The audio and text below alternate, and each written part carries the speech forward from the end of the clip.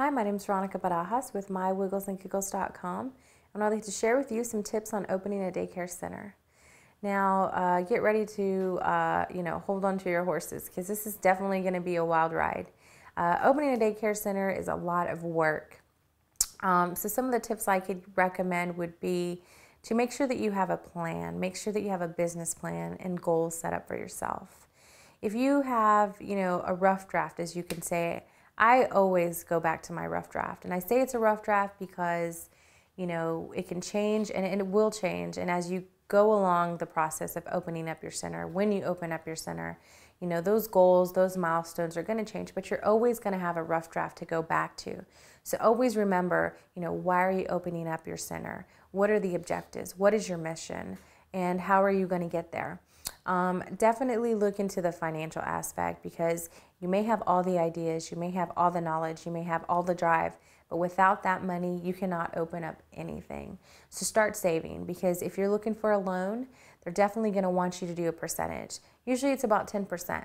So if you're looking for a $10,000 loan, if you're looking for a $100,000 loan, make sure that you have at least 10% in the bank that they're even going to consider looking at your business plan and your application and whatnot.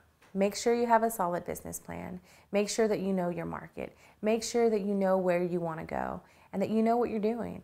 This is not an easy task. You're going to be dealing with families. You're going to be dealing with parents. You're going to be dealing with employees. You're going to be dealing with state regulations. You're going to be dealing with all kinds of outside vendors, food programs. You have a lot on your plate. So make sure that you have a plan, that you're detail-oriented, organized, and that you keep track of every single thing that you do, whether it's receipts, whether it's phone calls, contacts, appointments. Get yourself a binder that you can keep and refer to. Get yourself, a day planner that you can keep track of your appointments. Just stay well organized, stay focused, and, also make sure that you take care of yourself.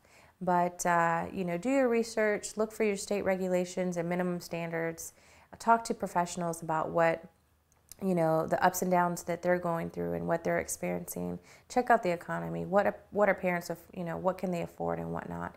There's just so many things that you can go to and that entail in opening a center, but just stay organized and make sure that it's really what you want to do.